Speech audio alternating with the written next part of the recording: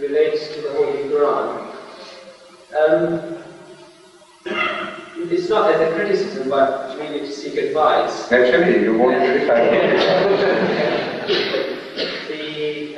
The question is, why is it that once we know that the Holy Quran was sent for the world at large, that the prophets named in the Quran by name only belong to the Middle Eastern region and not other prophets that we know came before them?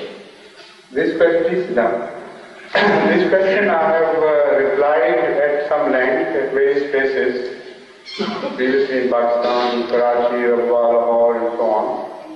And the tapes are available, but still, because most of you may not have access to those tapes, I will repeat the answer to some extent.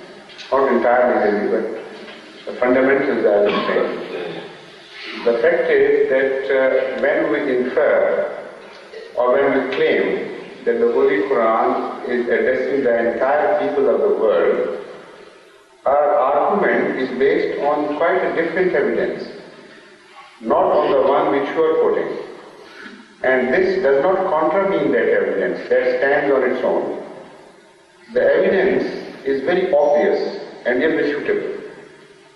There is no religious book in the world which mentions the institution of prophet having taken place, having its manifestation anywhere else in the world or in any people other than the people to whom that book was released.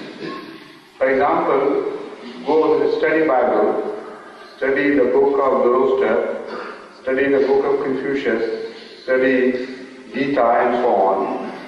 You will be surprised to find a total lack of mention of any reformer having come to any people in the world at any time, except for the reformers of those that time. So if those books were addressing man at large, there should have been that mention, that the entire mankind has been in contact with Allah and the reformers have been sent to them. So because the Holy Quran is the only book which refers to the institution of prophethood having been manifested in other places in the world and other people and other times. It doesn't leave anything out.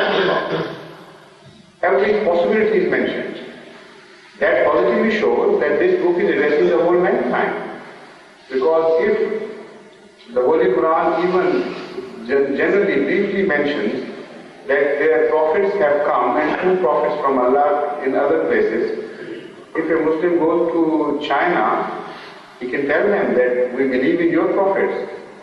And it's a common heritage, because the Holy Quran tells us. So there is a common platform of negotiation. But those books who do not mention this phenomena, they cannot claim a common platform of negotiation. It is on this ground that we prove that the claim of the Holy Quran is correct and held good.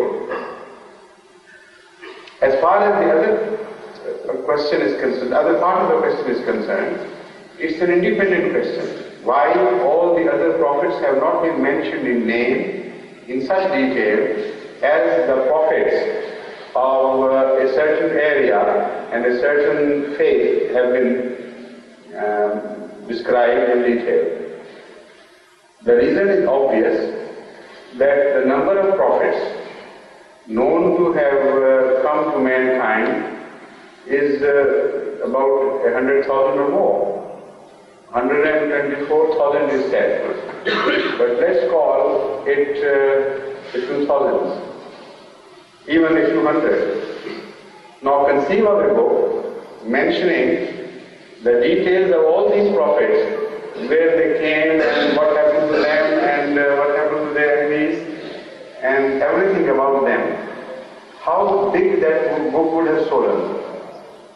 In the Holy Quran, apart from Huzur sallallahu alaihi wasallam, there is mention of only 24 prophets by one count, and by other count maybe 23. Altogether, according to my estimation, there are 25 prophets mentioned, including Huzur Akram Sallallahu Alaihi Wasallam. But anyway, with one plus or minus, this is the general picture. And still, the mention of these prophets has taken a large part of the Holy Quran. So conceive now of a situation where 100,000 prophets are mentioned. And how many words are there in the Holy Quran? Words. Now verses are 6,000, words are a few thousand, and letters are 100,000 plus. So imagine the names of the Prophet, if they were just mentioned, how big the book would be. So why choose one particular line then? The reason is obvious. The tree on which the last and the most consummate manifestation of prophethood was to that naturally had the first preference, because when you mention appearance of man biologically and you count down from man backwards to the early stages of life, you don't mention every animal shape or form which may have come to existence during this process. You work backward on the same tree on which man was to evolve. So if Hazrat Mustafa sallallahu alaihi wasallam was the object of creation, the only important tree worth mentioning was that lineage of prophethood on which Huzur Akram sallallahu alaihi wasallam was to appear. And that is exactly what has been done in the Holy Quran. Another aspect is this, that by mentioning all these prophets, the Holy Quran has gone about in a most scientific way to preserve all the possible situations. The situations mentioned in relation to these 25 prophets are so all-comprehensive that you can't conceive of a situation happening anywhere in the world to other prophets which would lie outside the domain of the situations which the Holy Quran has covered. You can't even conceive of a situation. It's impossible. So that shows that even in lack of mention, the book remains complete. All things worth mentioning have been mentioned with reference to these prophets which have been mentioned in the Holy Quran. So I can't conceive of a better scheme. It's impossible to conceive of a better scheme than the one adopted by the Holy Quran.